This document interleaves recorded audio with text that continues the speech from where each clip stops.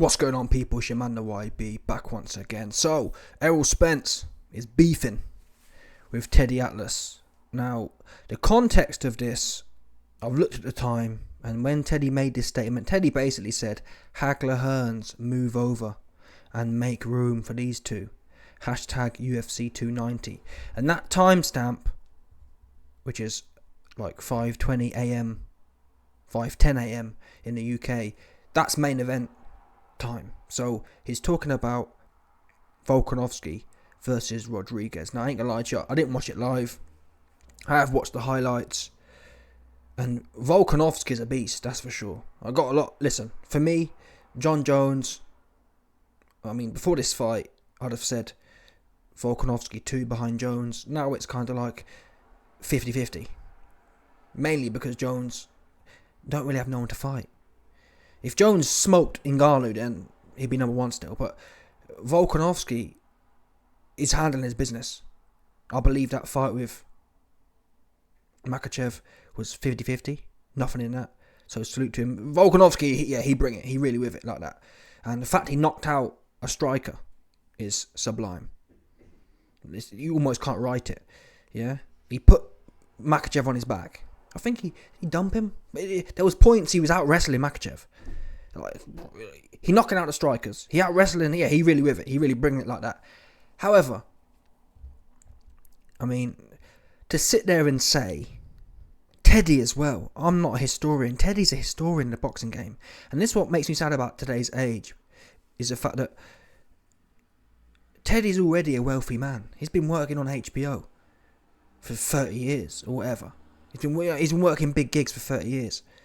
So 40 years, however many years. He's been, you know what I mean? He's been in the game. He's been in the game. And I understand. I'm upset with boxing as well. Boxing's down bad for the most part. But I get the feeling Teddy's clocked on. Oh, wait there a minute. The UFC crowd are big. Because the UFC game is big. On YouTube in particular. And I think Teddy Atlas has clocked onto that. You know what I mean? That's one way to get UFC fans. Oh, I'll slag off Hagler Hearns. I'll put down one of boxing's greatest ones. And this just wasn't that for me. People need to go back and that's what I did. I ain't gonna lie. I'm unbiased. I thought, you know what? I'll watch the Rodriguez fight. And I'll watch this fight. But you really have to watch Hearn and Hagler. The full video, not highlights. Hearns and Hagler threw at it for 4 rounds. But I've never seen anything like it, truth be told. I've never seen anything like it. And these two men as well, this would be like Habib and Volkanovski kind of thing. That's the level this fight was, of the quality of the men. Not, he ain't got no ground game. He's not a complete fighter. Neither's Habib either, for what it's worth. But do you know what I'm saying? I'd say Volkanovski, alongside John Jones, is the most complete fighters we've ever seen in the game. But to make it a Hagler Hearns, you've got to be in there. If, for example, John Jones versus Volkanovski, if that makes sense, that would be a pound for pound kind of, well, that would be a kind of Hagler Hearns. We just don't have them. Makhachev and Volkanovski wasn't Hagler Hearns. Do you understand that? In terms of the drama in the fight. And really, they've got more angles in their way as well. They can do, like Volkanovski was abusing you, Rodriguez, on the mat. Listen, didn't go out sad. Fought well, but come on, it weren't no Hagler Hearns. That's what it weren't. And for Teddy, I'm not even a historian, but for Teddy, why is he doing that for? Which tells me there's a narrative going on. He want more coins, which is sad. For a man who already got coins to be selling out like this is sad. Yeah, there's no need for this one. There's no need for that. Especially, fair enough, yeah. If he says something like Wilder and Fury move over, I'd get behind that and say, yeah, well, listen, Volkanovski's fighting the best. Wilder and Fury are corny. You know what I mean? Fair play. But Hagler Hearns, like, that's already established. What are you doing? Why are you going back to them for? It's not their fault.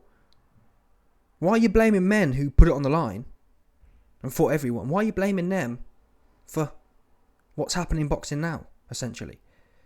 It's really odd. I can't work that one out. I'm not sure what his angle is, and I expected more from Teddy, to be honest. Do you know what I mean? Teddy talks about how